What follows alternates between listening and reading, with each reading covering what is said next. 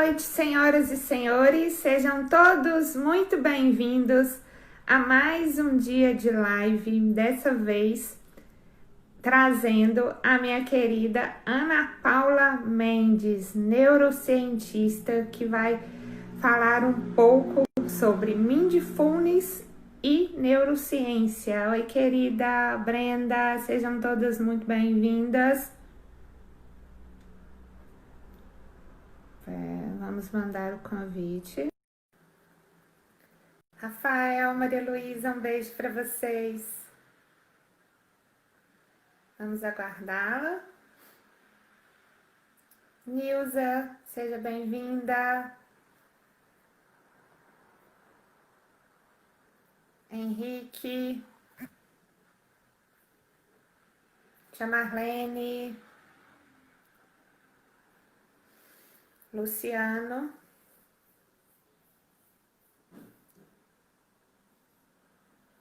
Pessoal lá de Entre Rios de Minas, da Polgada. Uai, Ana, peraí, deixa eu te enviar novamente o convite, porque... Pronto, vamos enviar o convite no Trabel, né, desse vídeo. Pronto, agora sim. Oi, Ana, querida. E aí, tudo bem?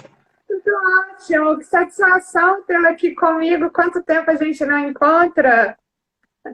Pois é, a internet usando aí, né, esses meios para comunicar pessoas que às vezes não se viam há muito tempo, é muito bom, né? Fazer essa ponte. Com certeza, seja muito bem-vinda.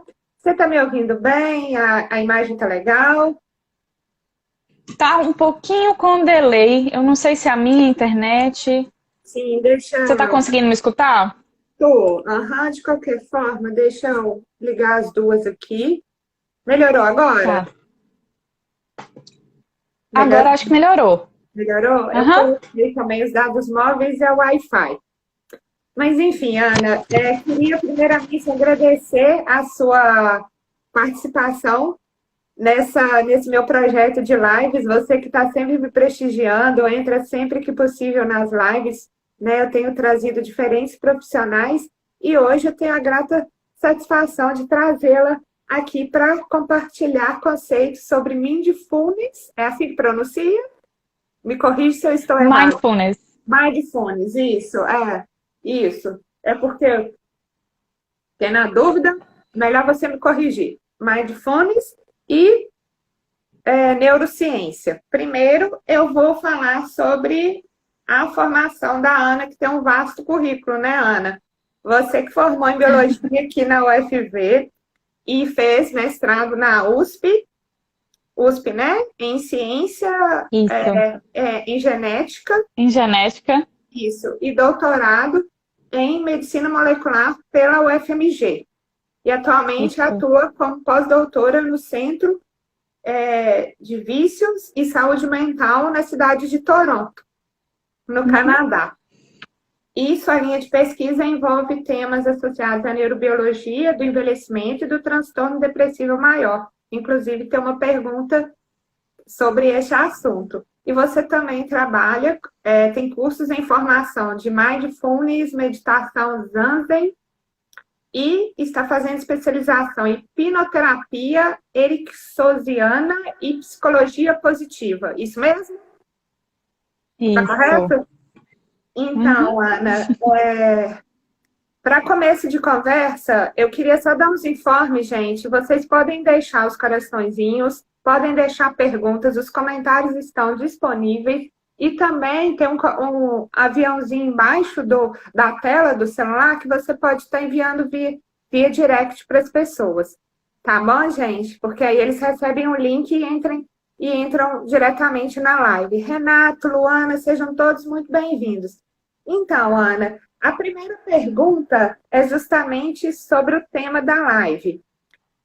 A prática do mindfulness ela é pouco difundida. Eu confesso até, Ana, fazendo uma parte, que eu conheci através de você. Eu nunca tinha ouvido falar sobre... É uma prática, né? É um estudo. Queria que você contasse um pouco mais do que se trata e desmistificasse algumas crenças que as pessoas têm sobre esse assunto. Eu acho que é uma dúvida muito comum, viu, Luana? E vai ser um prazer estar podendo falar um pouquinho mais sobre isso. Primeiro, eu queria te agradecer, né, pelo convite. Queria falar que você é uma pessoa inovadora e Viçosa, que esse trabalho, esse projeto que você está fazendo é incrível, de trazer diversos profissionais. É um espaço que você está criando. Então, não desista dos seus sonhos, continue realmente lutando aí pelo seu espaço, pela nossa cidade Viçosa, né? Eu considero Viçosa a minha cidade do coração, a cidade na qual eu não nasci, mas que eu me criei, eu me formei, e eu devo muita coisa a Viçosa, né?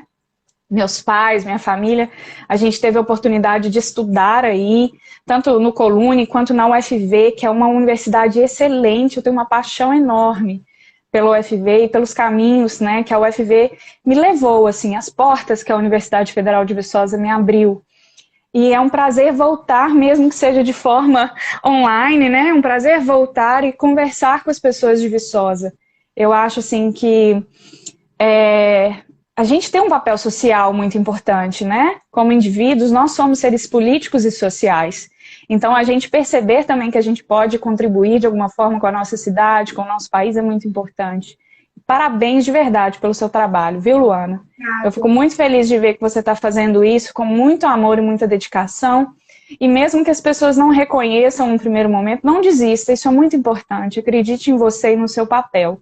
Eu tenho certeza que você vai tocar aí muitas vidas e abrir outras portas também, trazendo essa bagagem de conteúdos diversos, né? Então, primeiro, te parabenizar e agradecer de coração, me coloco à disposição sempre. E eu queria, na verdade, agradecer também todo mundo que está com a gente aqui hoje, né? Em pleno domingo. Sim, sim. Reservou esse tempinho aí para estar aqui. E é muito legal poder fazer esse movimento. Agradeço a introdução que você fez, mas além de tudo isso, hoje o que eu tenho como missão, Luana, é realmente servir, voltar com esse conhecimento, com esse conteúdo para a sociedade, né? De nada adianta se a gente está na academia, na pesquisa, fazendo algo que é só para a gente ali dentro. E não é. O nosso intuito é trazer esse conhecimento, essa descoberta científica para a sociedade de uma forma aplicada. Então, eu estou muito feliz de vir aqui conversar com vocês e respondendo a sua primeira pergunta. E também já convidando as pessoas que estão com a gente, se tiverem dúvidas, né? Para que elas possam também perguntar. Eu acho que é importante essa troca. Então, pontuando um pouquinho sobre mindfulness. John Kabat-Zinn, que é um pesquisador, ele é neurocientista também, ele sistematizou técnicas de meditação que são, assim, milenares, né? A gente tem técnicas de meditação que datam aí para mais de 5.000 anos. Então, ele pegou essas técnicas, desvinculou da religião, porque as pessoas aqui no Ocidente, elas acham que meditação e religião são uma coisa só, né? E, na verdade, não. Você pode meditar sem estar vinculado a uma religião. Se você tem um cérebro, você é capaz de meditar, né? Então, John Kabat-Zinn fez esse movimento de trazer para a ciência uma técnica milenar, sistematizou essa técnica, deixou ela um pouco mais palatável, né? Mais fácil, assim, de ser pontuada, e desvinculou da religião. Então, ele falou assim para o Ocidente, nós temos uma técnica aqui que funciona, né, de forma científica, a gente consegue comprovar os benefícios e não está associada à religião. Então, você que é cristão, você que não é cristão, que é ateu, você que é espírita, todo mundo pode praticar. Porque independente da sua crença religiosa, a meditação ela não depende disso. Se você tem um cérebro, você consegue meditar. Então, John Kabat-Zinn e outros pesquisadores fizeram esse movimento e criaram esse nome para desvincular da religião, sabe? Mas são técnicas que já são usadas assim há milênios, né? Pelos hindus, pelo yoga. Então, são registros muito antigos, mas que foram sistematizados. E por falar em yoga, você também é professora dessa área, né? O Mindfulness é um tipo de yoga ou são subdivisões? Como é que é isso? Então, Mindfulness é um tipo de meditação. A gente chama que é a meditação da atenção plena. O yoga, a gente fala que é um conjunto de 8 braços. O que são esses 8 braços? É como se fosse uma árvore que tivesse 8 ramos, né? Então, no yoga, nós temos yamas e niyamas, que são princípios éticos e morais. Nós temos os pranayamas, que são técnicas respiratórias. Nós temos as posturas psicofísicas, que é o que é mais difundido no Ocidente, né? Que são os asanas.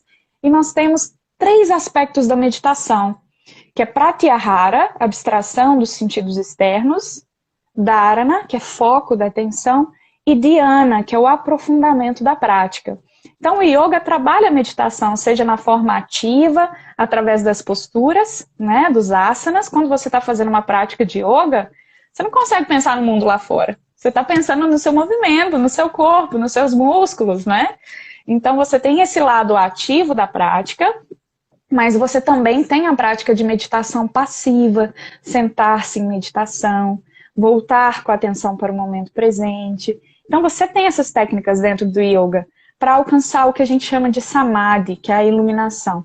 Então, por isso que a gente fala que são 8 braços, são 8 aspectos, né? Yamas, niyamas, pranayama, asana, dharana, pratyahara, dhyana e samadhi. Então, são 8 aspectos. Então, a meditação, Lu, ela vem do yoga, ela é uma das técnicas usadas. Então, a gente tem diversas linhas de yoga, tem linhas que vão focar muito na prática física, mas tem outras que vão focar na respiração, tem outras que vão focar só na meditação, isso vai variar. Então, o Mindfulness, ele surgiu desse braço do yoga, da parte de meditação.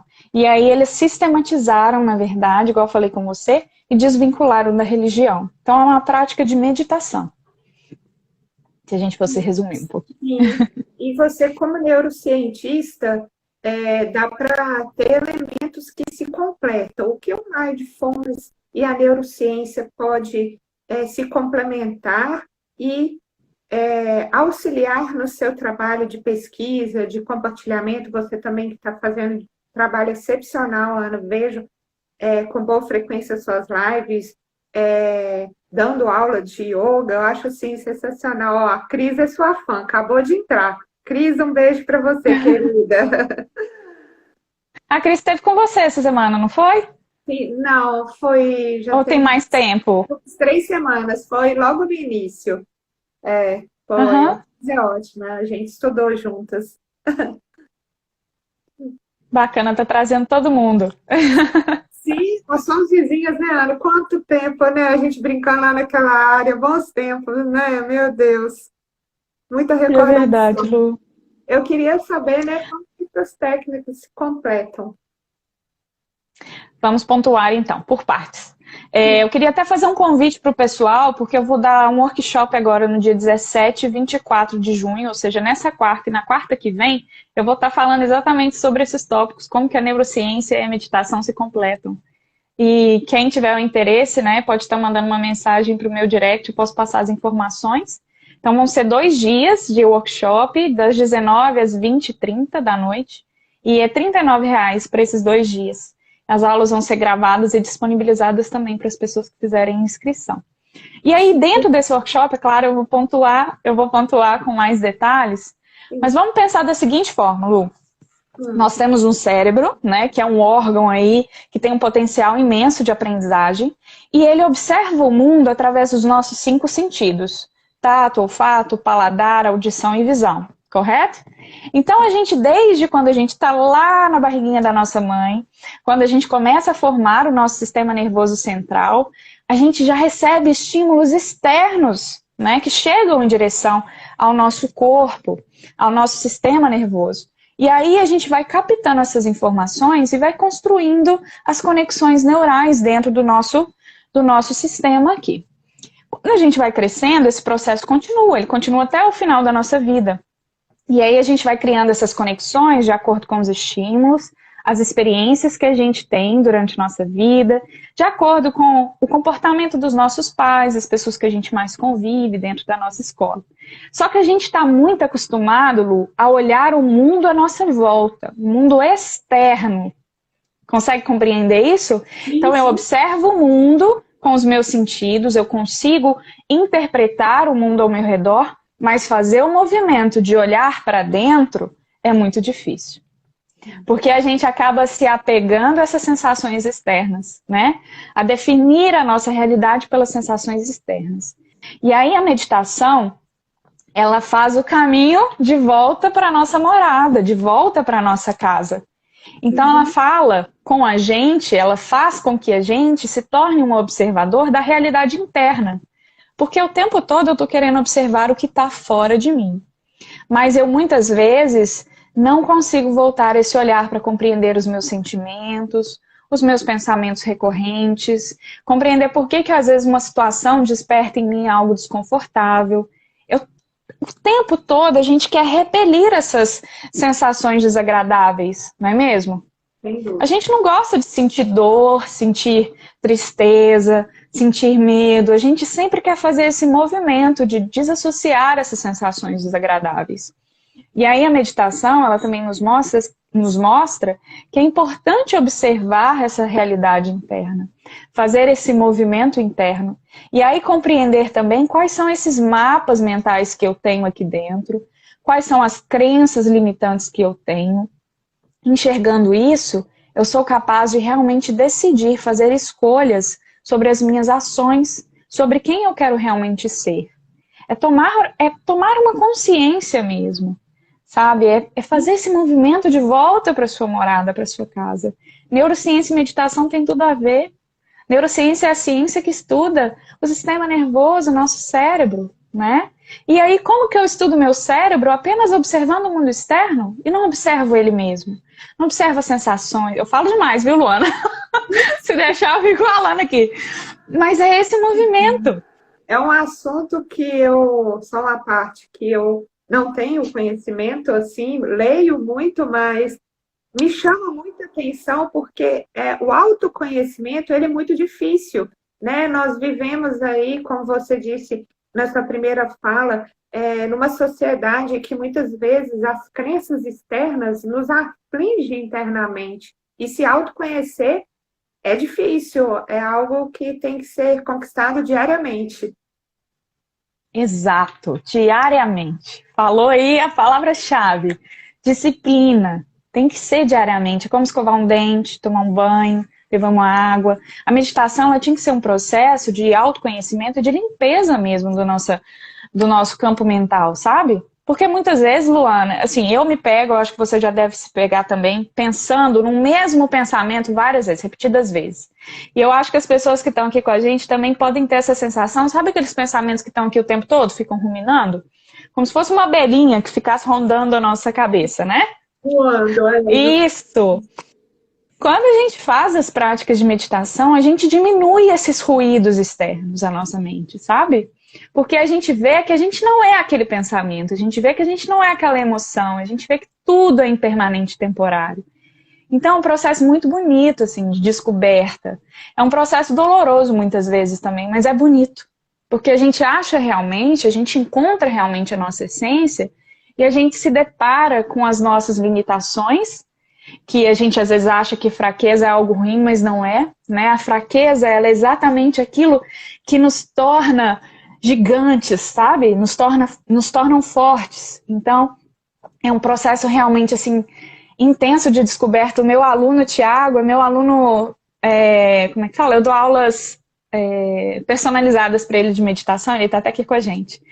E a gente faz um trabalho exatamente de fazer esse movimento, de voltar, de perceber, de acolher, de ressignificar. E para mim é um prazer imenso ter pessoas como o Tiago, por exemplo, na minha vida, que eu também possa aprender esse processo de autodescobrimento e aplicar na minha vida também. Então a meditação, quando eu dou aulas e cursos de meditação, ela não é só para o outro, ela é para mim também. Então é um processo muito de autodescoberta constante, assim, sabe? Não, e o interessante da meditação, eu confesso, eu sou muito agitada, eu quero tudo muito para ontem. Eu tenho um pouco de dificuldade em meditar. Quais que são as dicas que você pode estar compartilhando, não só comigo, eu conheço pessoas que têm também essa dificuldade em concentrar, em estar respirando ao acordar, em até mesmo fazer as orações, né? Eu sou muito impulsiva. eu compartilho de diversas sensações que você tem. Eu sou uma pessoa que eu faço milhões de coisas ao mesmo tempo. Milhões, assim, eu tô envolvida em muitos projetos, eu não gosto de ficar parada, então muitas vezes eu me pego ansiosa porque eu tenho que cumprir prazos, né, realizar essas atividades. E eu falo para você que a meditação ela é essencial para me manter no equilíbrio, Lu.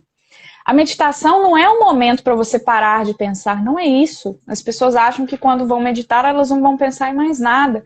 Mas não é isso, o movimento não é esse. A gente só vai parar de pensar se a gente tiver morte encefálica. Aí o cérebro para de funcionar e você não pensa mais nada. Fica tudo branco, né? Mas não é o que a gente quer nesse momento. A meditação não é isso. Mas o que acontece quando a gente faz a prática? Num primeiro momento, quando eu comecei a meditá-lo, vinha uma... Sabe aquela enxurrada de pensamentos? É como se viesse... Como se eu tivesse aberto um portão, né? E essa enxurrada de pensamentos passasse naquele primeiro momento. Então, quando eu sentava para meditar, minha mente não parava. Ela ficava... E com o tempo de prática, isso foi diminuindo. Porque eu estava enchendo o meu cérebro com tanta informação extrasensorial, de atividades que eu estava fazendo, de projetos, de prazos, de tudo, sabe? De vida mesmo. E aí eu não tinha aquele momento para parar e o meu cérebro assimilar. Né? A neurociência nos mostra que a gente tem a memória episódica, que é aquela memória de curto prazo, por exemplo. Então, se eu tenho uma atividade para ser realizada nessa semana, o meu cérebro vai arquivar aquela atividade, por exemplo, a Ana tem que planejar isso, para poder fazer isso essa semana. Passou a semana e eu cumpri aquele prazo, o meu cérebro descarta aquela informação muitas vezes. Se eu consigo fazer esse processo de assimilação de que eu não preciso lembrar mais daquele estímulo, né? Mas muitas vezes a gente não faz isso de forma automática. E a gente, ao longo da vida, vai acumulando informações que a gente não precisa necessariamente carregar essas informações. Isso vai ocupando espaço no HD que a gente tem aqui. A meditação, então, ela vai abrir espaço para o novo e a gente vai começar a assimilar tudo isso que não precisa ficar aqui o tempo todo ativo, como se fossem várias luzes piscando. Imagina você no computador e aquelas várias abas abertas da internet. Nossa Senhora! Já imaginou isso? É o seu cérebro nesse momento. Você tem o Google Chrome aberto e vários tabs lá, várias abas abertas. Né? E aí o seu cérebro está o tempo todo, minha nossa senhora, eu tenho tanta coisa para fazer, tem tantas abas abertas, tem tantas atividades a serem resolvidas, e aí aquilo fica o tempo todo na sua cabeça. A meditação faz o quê? Beleza, isso aqui eu preciso pensar agora, isso aqui é para agora. Não, então fecha a aba, fechou. Fecha mais essa, fechou. Já resolvi isso? Resolvi, fechou. Então você vai aliviando a sua própria mente. Então a primeira dica que eu dou, você tem ansiedade, você está ansioso, pare para meditar. No primeiro momento vai ser como se fosse uma cachoeira de pensamentos, mas isso vai ajudar no processo de limpeza. Quanto mais você praticar, a palavrinha que a gente falou anteriormente, disciplina. Quanto mais eu praticar, mesmo que seja por um curto espaço de tempo, 1 minuto que seja de respiração consciente, 1 minuto que seja realizando uma atividade de forma consciente, isso já vai trazer um alívio mental. Mas lembrando que meditar não é só estar com o seu foco de atenção naquele momento. Meditar também é observar como o seu corpo se sente, quais são as emoções e pensamentos recorrentes. Isso é o aprofundar na meditação. É se perceber, sabe, Lu? Muitas vezes a gente quer meditar e ficar só na superfície. Ah, então eu tô lavando a louça de casa, eu tô sentindo o prato, a textura da minha mão, eu tô vendo... Beleza, você está com o foco da atenção no momento. Mas e aí, o que isso acrescenta na sua vida? Você está se percebendo também? Você está percebendo as suas emoções diante de uma situação que é conflituosa? Ou que te exige ali um equilíbrio, né? Um jogo de cintura? Então a meditação é muito mais que um foco de atenção, tá? Por isso que eu te falei que a gente tem 3 etapas. Quer começar? Começa com 1 minuto, respirando. Respiração consciente, sentindo o abdômen, abrindo, como se enchesse o balão, o abdômen vai lá para fora. Já viu a criança respirando, um bebezinho? Que a barriguinha vai para fora e para dentro? É essa respiração consciente. Então inspira, leva o abdômen para fora, cresce a caixa torácica, chega com ar lá em cima. Expira, contrai tudo, sabe? Contrai o abdômen, contrai o corpo, inspira, aumenta. A gente vai ensinar essas técnicas todas no workshop. Então, eu falo assim que a meditação mudou a minha vida por completo. Porque como você já expôs aí na questão da ansiedade, a questão de estar fazendo mil coisas ao mesmo tempo, a mente não para, eu compartilho essas sensações com você. Mas a meditação traz para mim como se ela, é como se ela organizasse, sabe? Ela organizasse as caixinhas da minha mente, esses mapas mentais, e ela conseguisse mostrar, opa, tá tudo bem, né? Vai dar certo, tá tudo bem, você é isso, você não é essa sensação que tá chegando para você. E aí você sai do modo automático e consegue realmente escolher as ações que você vai ter no seu dia, né? É muito legal o processo de descoberta, assim. Eu sei que eu ainda tenho muito que aprender. Vai fazer 8 anos que eu medito. Mas Você assim, todo o seu vasto conhecimento, a forma como você dispõe as palavras de forma muito clara e que torna ainda assim. Eu já tentei meditar, confesso que eu ainda não consegui chegar ao seu nível. Você já está há 8 anos, mas enfim, eu vejo que eu preciso, principalmente agora nesse período de isolamento. O ideal da meditação, ela é diurna, é ao acordar, ou não tem uma regra? O que você recomenda? olha, eu recomendo que você ache, né, no seu tempo aí, o melhor horário para meditar. Não adianta eu falar para você, você tem que meditar quando acordar, ou quando dormir, ou às 6 da tarde. Não, você sabe do seu dia a dia, do seu cotidiano, né? Então, às Sim. vezes, você tem aquele tempinho a mais de manhã, acordei. Eu adoro meditar de manhã, Lu, sabe por quê? Assim, eu medito, na verdade, não na hora que eu acordo, mas antes de eu ir para o trabalho. Então, eu tomo café, tomo meu banho, ponho a minha roupa, tô com tudo pronto. Antes de sair, eu sento na cadeira, na mesa aqui de casa, 5 minutos. E eu faço uma meditação de organização mental das minhas atividades daquele dia. Então eu me visualizo chegando no trabalho, realizando as atividades que eu tenho que fazer até o final do dia, sabe? Então é uma das práticas, né? Práticas de meditação que eu faço é essa organização mental para o trabalho. Outra prática que eu faço é a prática de limpeza antes de eu dormir. E aí eu, junto com essa prática de limpeza de pensamentos que ficam ruminando, eu utilizo o relaxamento gradual do corpo, que é o body scan. Como se você fizesse um escaneamento corporal e aos poucos você vai relaxando, soltando as tensões. Então, assim, a gente tem diversos tipos de prática. Você tem que saber qual é o melhor horário para você. Testar, sabe? Teste, vou tentar de manhã, acho que, né, pode ser melhor, mas às vezes na hora do almoço, às vezes antes de dormir. Então é importante você testar no seu dia qual é o melhor horário. E quando eu comecei, vou dar uma dica aqui, mas claro, isso pode variar, né? Quando eu comecei, eu não conseguia meditar sozinha, Lu. Eu fazia meditações guiadas. Então eu achava uma meditação na internet, no YouTube, colocava aquela meditação e fazia a meditação guiada, sabe? Eu fiz assim por anos. Hoje ainda tem dia que eu quero meditar sobre tal assunto. Outro dia eu estava pensando sobre a minha relação com o meu feminino, o sagrado feminino, né? Em relação à reprodução, assim, a criação da vida, essas coisas. E aí eu falei, olha, eu não tenho tanto subsídio para fazer uma meditação sozinha sobre isso. Então eu entrei no Insight Timer e achei uma meditação com esse tema. Foi maravilhoso, né? Então, assim, mesmo eu já tendo tempo de prática, eu ainda muitas vezes recorro à prática guiada. Então eu iniciei com prática guiada, práticas curtas, e aí eu tentei achar um tempo no meu dia ali para fazer. E no começo eu fazia na postura deitada.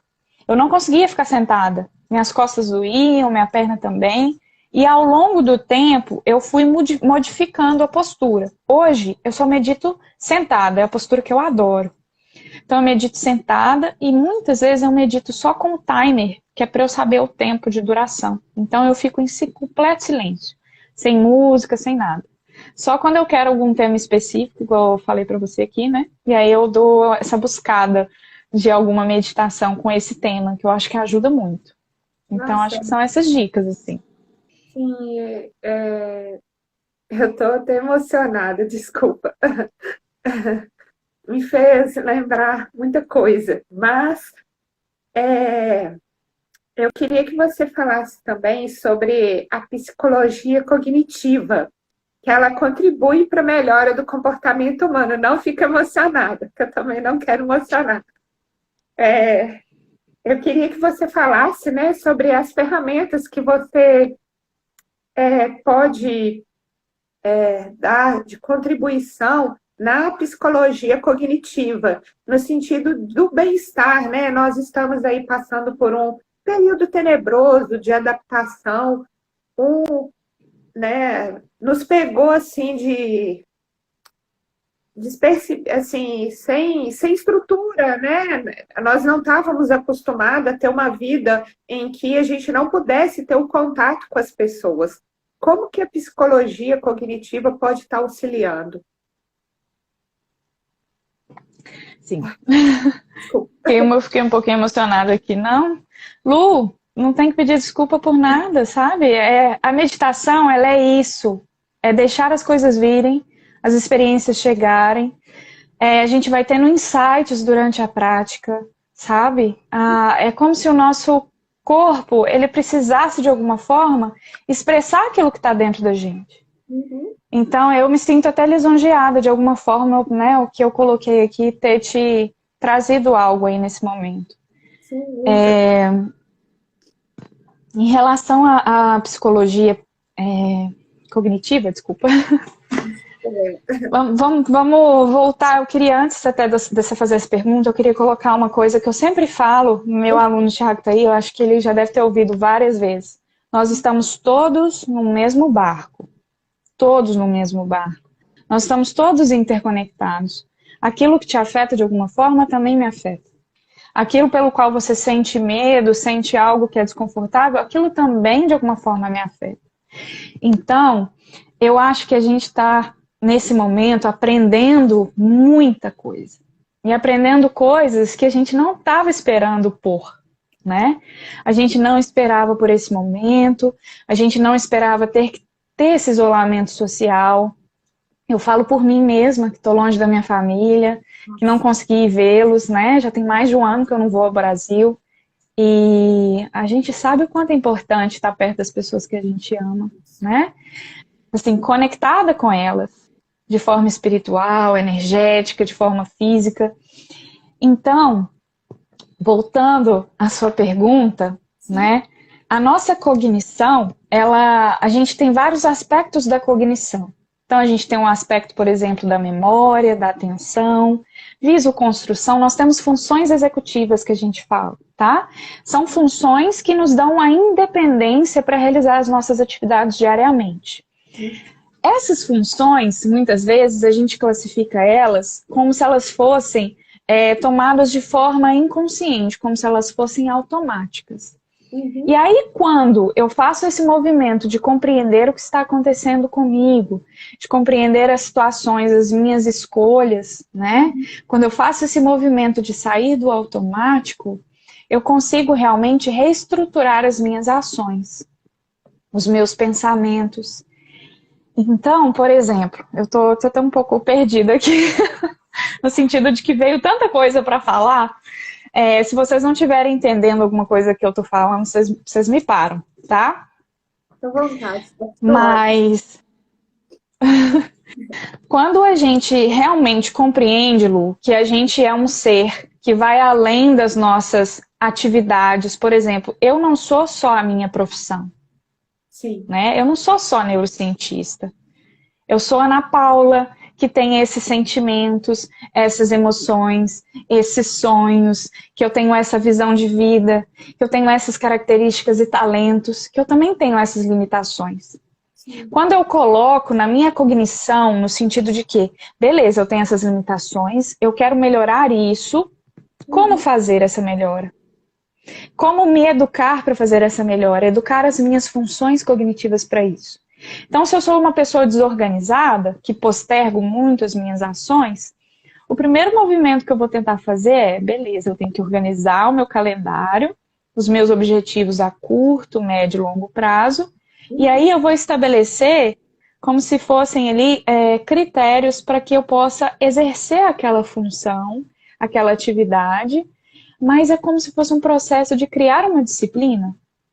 Então, além de eu ter atenção nas minhas funções executivas no sentido de realização de atividades, eu também acho que é importante a gente perceber que, além das atividades que a gente realiza, nós somos seres muito mais complexos, muito mais abrangentes, né? Eu não sou só a minha profissão, eu não sou só, às vezes, aquele relacionamento que eu tenho. Então, a gente tem que perceber que nós somos aí um conjunto de diversas coisas. E que quando uma coisa não vai bem, por exemplo, às vezes eu não tenho sucesso naquele projeto que eu escrevi, que eu submeti para um grant aqui no Canadá. Né? E aí? Deu errado dessa vez. Mas eu não sou aquela totalidade ali. Aquilo não é um fracasso da Ana Paula. Você consegue perceber isso? Eu não sou uma pessoa fracassada porque aquilo não deu o que eu esperava que desse, né? Mas pode ser que aquele fracasso me dê muito mais instrumentos para superar e construir algo muito maior. Eu já levei muitos nãos na minha vida, Lu. Muitos nãos. De diversos lugares. Eu tenho certeza que você também já, e que todo mundo que está aqui nos escutando, participando dessa live, já recebeu muitos nãos. Mas aí eu volto e repito a frase que eu falei de início para você. Você tem um sonho? Acredite no seu sonho. O primeiro passo. Acredite no seu sonho. Sem dúvida. Faça ele acontecer. Planeje ele, né? Planeje passo a passo. E também deixe fluir. É importante a gente deixar fluir. Sim. E aí, quando esse não chega, ele desvia o nosso caminho para uma outra direção, às vezes que a gente não esperava, mas que a gente pode chegar num destino que seja muito mais bonito do que aquele que a gente planejou anteriormente. Então, eu acho que é isso, é planejar, perceber a sua totalidade, mas também deixar ir, aquele flow, sabe? Deixar ir. Tem momentos que você tem que falar, não, beleza, agora eu não vou fazer mais força, não. Agora é com você aí, entendeu? Me leva para onde eu tenho que ir. Segue o fluxo. Eu costumo falar, Ana, né, uma frase, quando eu me sinto mais fraca, que eu fico mais forte. Né? Às vezes a gente desconhece a força que tem. E é uma frase que eu tenho como mantra. Olha só, veio uma pergunta aqui, deixa eu só passar aqui sobre... Olha, foi o Luciano Max da Silva, perguntou, uma ação precisa ser apoiada pelo conhecimento? Aí vem uma frase do Dalai Lama, maravilhosa, que eu uso como um mantra, igual você falou da questão do mantra. Ele fala o seguinte, que é importante sim você ter uma mente afiada, mas mais importante do que isso é ter um coração generoso. Né? A gente acha que mente, corpo mental, campo mental está separado do campo emocional, e não é isso, a gente tem que ter um equilíbrio entre, né? Não é só a questão do conhecimento em si, da aplicação daquele conhecimento, mas é também perceber se aquele conhecimento, quando ele é compartilhado, ele traz um bem que é maior, né? Nós tivemos aí na Segunda Guerra Mundial diversos estudos da medicina que foram usados para um caminho não tão bom assim, né? Então o conhecimento por si só, quando ele não é acompanhado de um coração generoso, compassivo, eu amo essa frase do Dalai Lama. Eu fico emocionada, porque eu acho que é o que eu quero. Eu acho não, tenho certeza que é o que eu quero para minha vida, né? Eu quero buscar o conhecimento, mas acima do conhecimento, ou junto com ele, eu também busco uma melhora do meu coração, da minha forma de me relacionar com o próximo. Então, eu acho que é a soma, sabe? É a soma de tudo isso, assim. Eu acho que isso é muito importante. Eu não sei o que você acha. Nossa, as palavras caem como uma luva e realmente tem. O ser humano, Ana, ele busca muitos porquês, né? A gente vive, por que isso, por que aquilo, desde criancinha, por quê, por quê? O que a neurociência pode estar dando assim de resposta para esses porquês? Porque muitas vezes as respostas, nós seres humanos somos muito imediatistas, queremos a resposta para ontem. E eu me enquadro nisso, acho que mais do que algumas pessoas. Como que a neurociência pode trazer um alento ou até mesmo uma explicação para essa busca incessante das justificativas por determinada fase que estamos passando? A nossa mente, ela é muito curiosa, ela é curiosa por natureza, né? Até por aquele princípio que a gente conversou no início, de que a gente aprende através dos estímulos que a gente recebe, correto? Mas o aprendizado, ele também vai muito do aspecto emocional daquele aprendizado. Então, por exemplo, eu posso falar para você que isso aqui é um copo com suco, né? Beleza, suco de laranja. Você consegue armazenar essa informação. Ah, você tá brincando? Não nada, viu, pessoal? Não, meu Deus. É a conexão, é a conexão. Não tem outra explicação. Você tá brincando? Adorei, desculpa, gente. Ô, gente, não. Dá um print aí, por favor. Peraí. Dá um print aí, gente. Aí. Deixa eu tentar dar um print. Eu não consigo dar um print e segurar o copo. Mãe que tá aí na live, dá um print aí pra gente.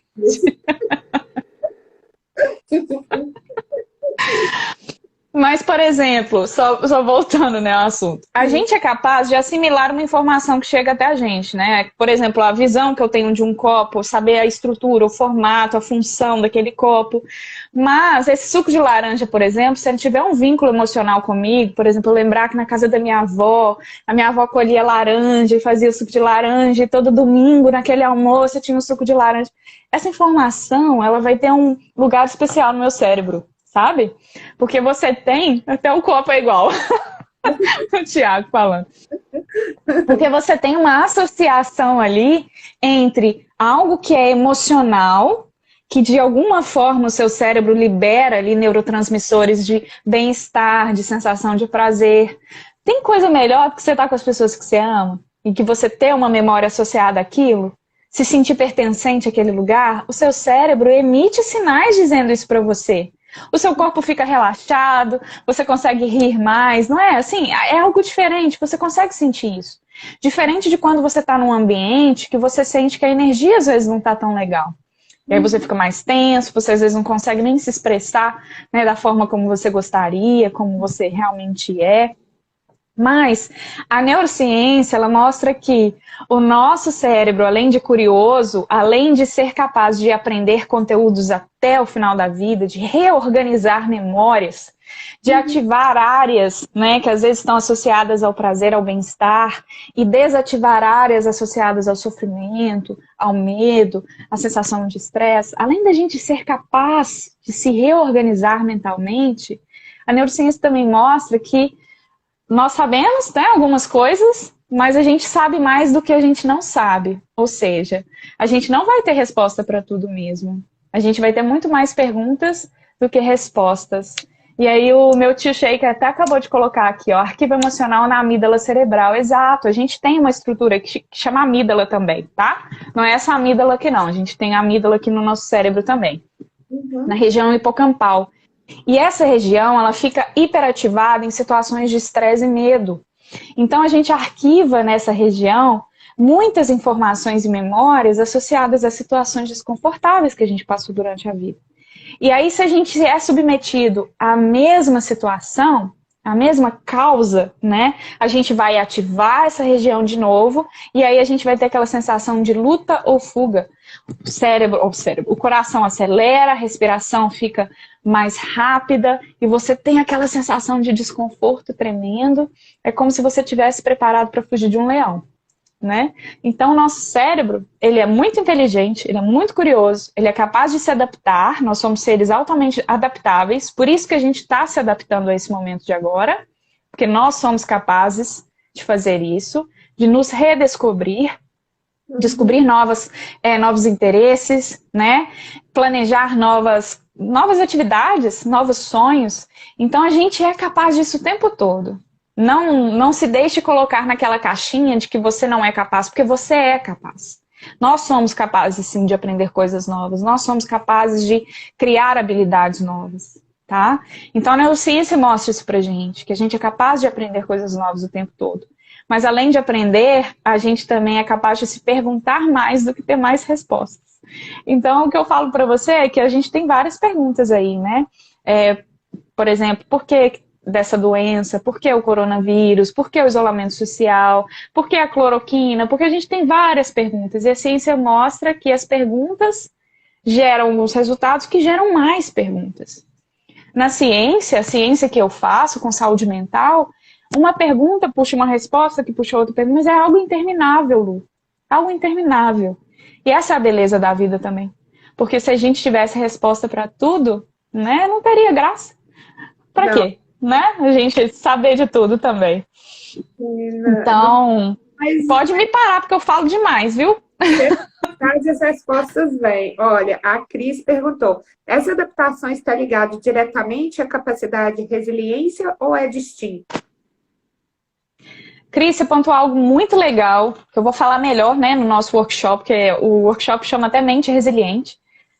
Todo mundo tem essa capacidade de adaptação. Todo mundo tem resiliência, né? Eu acho que se a gente perguntar aqui, para o pessoal que está aqui com a gente hoje, se cada um deles, pelo menos, passou por uma situação na vida que pensou assim, nossa, agora não tem jeito. Mas teve jeito. Foi capaz de se readaptar. Foi capaz de sair daquele trauma, daquela situação que trouxe angústia, tristeza. Todo mundo aqui, eu tenho certeza absoluta, que todo mundo que está aqui com a gente hoje já passou por uma situação como essa e conseguiu voltar, né? Voltar ou pelo menos retornar um pouco ao seu equilíbrio. Isso é resiliência, é essa flexibilidade mental e emocional, Lu. Sabe aquele João Bobo, aquele bonequinho? Você bate no João Bobo vai para um lado e volta. Aí você bate de um lado, João Bobo vai para o outro lado e volta. Nós somos esse João Bobo o tempo todo na nossa vida. Quantas dificuldades a gente passa durante o nosso percurso. Quantas provações, quantos desafios. E isso é muito legal porque se estimula o nosso próprio cérebro, por exemplo, a se readaptar, a aprender coisas novas, a estar ativo. Isso garante também uma saúde mental por mais tempo a longo prazo. Então, pessoas que são mais ativas ao longo da vida, ou que trabalham por mais tempo, ou que fazem coisas manuais, sabe? Crochê, tricô, ou aprendem um instrumento, pessoas que mantêm a mente ativa por mais tempo ao longo da vida, elas dificilmente vão ter demência, né? Quando chegarem, por exemplo, aos 70, 80 anos. Um Alzheimer, só se tiverem realmente influência altamente genética dentro daquela família, sabe?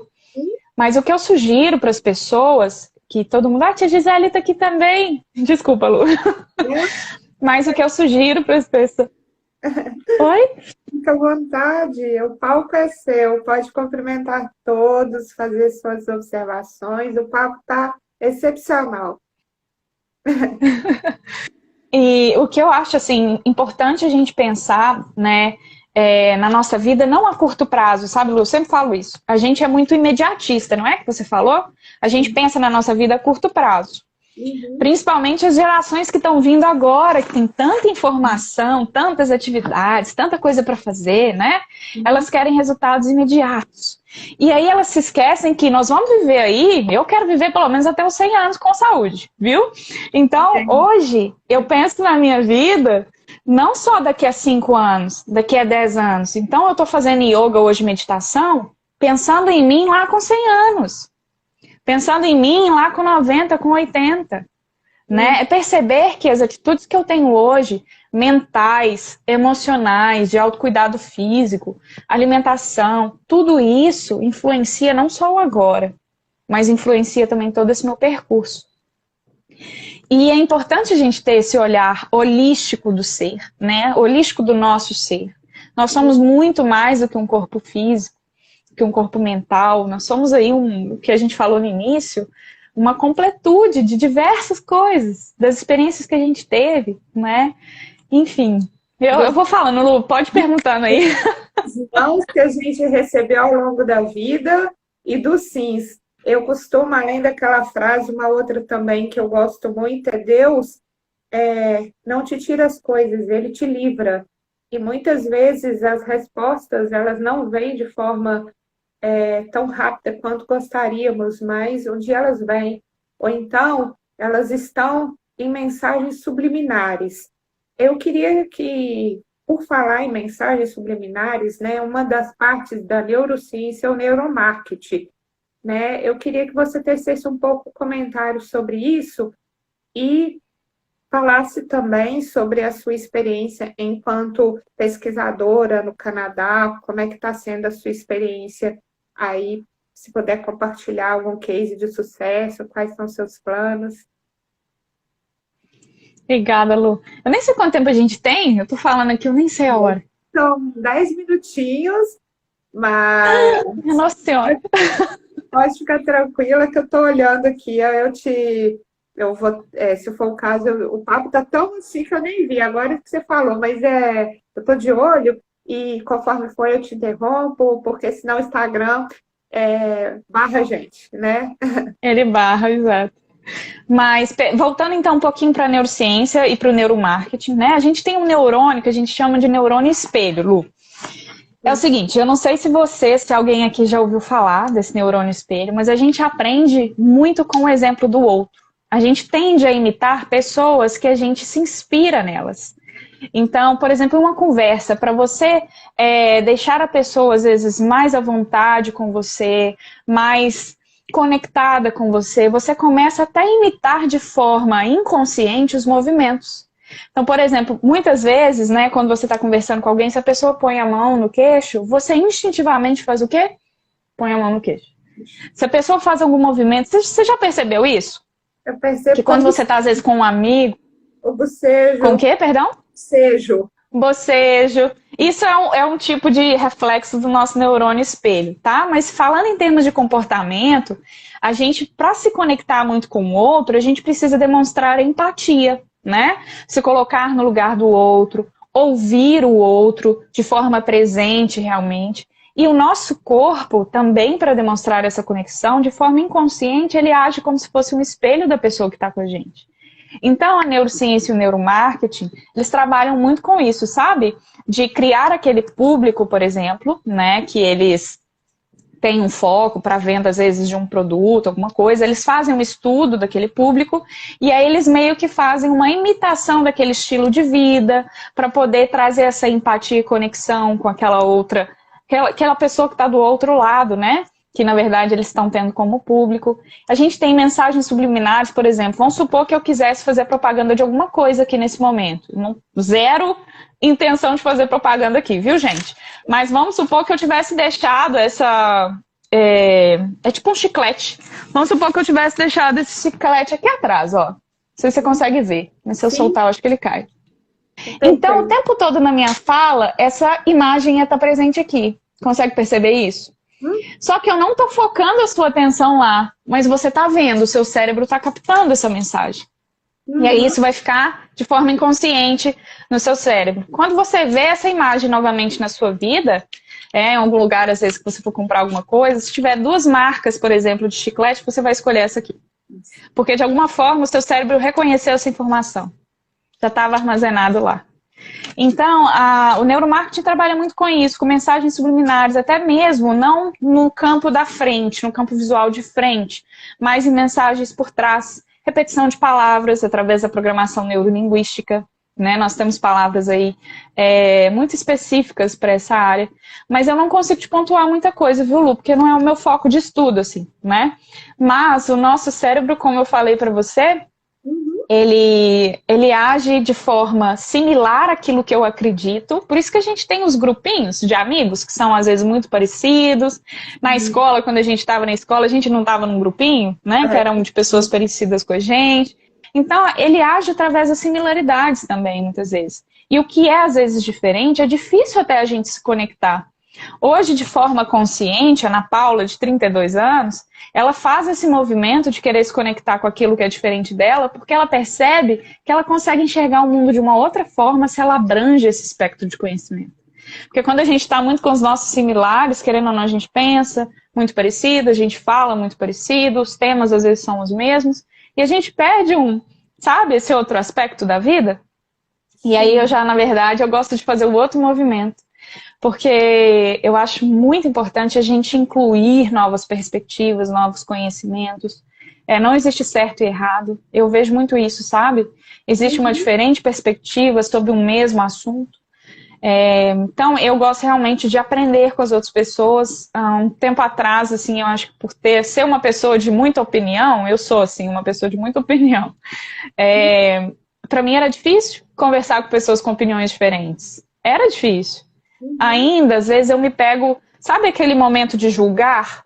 Eu ainda me pego nisso, mas a meditação me trouxe essa outra perspectiva do não julgamento, com o outro e comigo mesma. Eu era muito autocrítica de mim mesma também, ainda sou muito autocrítica. Mas é interessante perceber esses movimentos, que o nosso cérebro ele tende a se identificar com aquilo que é parecido, mas quando a gente toma consciência de que a gente está perdendo muita coisa fazendo esse movimento, só de similaridade, e voltando o nosso olhar para esse outro campo, sabe? Que existe uma outra realidade, isso é muito legal. Como meu pai falou aí, é muito rico esse processo. Então, eu faço um convite a todo mundo que está aqui, buscar o diferente, sabe? Buscar o novo, buscar se conectar com pessoas, às vezes, que pensam de forma diferente também. Não no sentido de julgar, mas no sentido de, poxa, tem uma outra realidade aqui também, sobre uma mesma perspectiva, né? Não, No mesmo tópico, no mesmo assunto. Eu penso assim que nós somos a média, é uma frase um pouco clichê, das 5 pessoas que nós convivemos, né? Eu procuro conviver com pessoas proativas, pessoas que têm boas energias, mas também vejo com grande satisfação essa sua fala de buscar o diferente, de saber conviver. Isso é um exercício diário, né, que eu faço esse período agora de pandemia. Eu estou, né, sabendo conviver mais com meu pai, dando a ele o feedback, paciência, porque nós temos aí uma diferença muito grande de idade. Então, isso às vezes gera um conflito. Ana, nós já estamos chegando ao fim da live, infelizmente, mas eu já deixo aqui o meu convite, caso você aceite, para uma nova conversa, porque já aceitei. Hoje é a 41ª live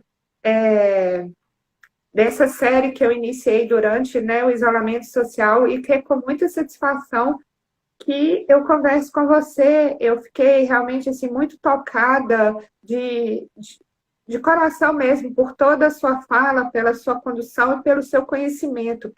De coração mesmo, queria agradecer imensamente a sua participação. Ficaram algumas perguntas, para não dizer várias perguntas ainda pendentes. Então, isso aí fica para o novo encontro, gente, que vai ficar divulgado, vai ser divulgado previamente. E, mais uma vez, gente, agradeço a todos que se fizeram presentes aqui na live. Muitíssimo obrigada.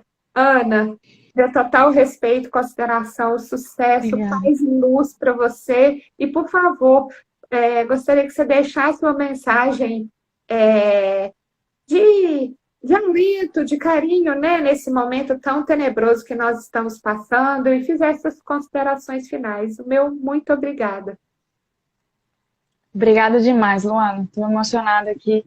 Obrigada a todo mundo que esteve com a gente. Sempre falo isso, mas é um prazer compartilhar, né? Compartilhar mesmo, porque ninguém detém a verdade, né? E, assim, muito obrigada a todo mundo que esteve aqui com a gente. Espero que a gente tenha essa oportunidade em breve, né, Lu? Da gente conversar um pouco mais. Se Deus quiser. E que a gente possa acreditar na gente mesmo, né? Que a gente possa acreditar na nossa história. Que a gente possa perceber que nós somos únicos, nós somos lindos, nós somos perfeitos. E, assim, deixar essas crenças que nos limitam de lado, sabe? Eu falo por mim também. Às vezes eu me identifico com essas crenças. E eu não sou essas crenças. Eu não sou esses sentimentos de tristeza. Eu não sou essas emoções que chegam até mim. Porque elas são temporárias, não é mesmo? Sim. Então perceber isso. Perceba isso. Perceba que você é aquilo que você quer ser. E você está aqui para ser feliz. Corra atrás dos seus sonhos. E seja realmente generoso. Lembrando que, além de uma mente afiada, né, a gente também precisa ter um coração generoso. Então, agradeço a sua generosidade pelo convite. Obrigada a cada um que esteve aqui, a prima, a Mônica, a minha amiga Cacá, a mamãe, todo mundo que participou, o papai estava aqui também, Tiago, enfim. Lu, Nossa, Deus te ilumine, tá? Eu só queria deixar o convite aqui, pessoal.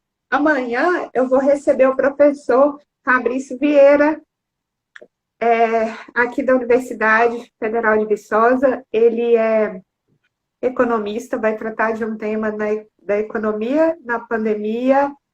Oi, pessoal da Menina da Trufa. Matheus, olha, vai cair agora, gente. Gratidão. Ana, meu muito obrigada. Tenha uma boa noite, gente. Gratidão pela presença de todos.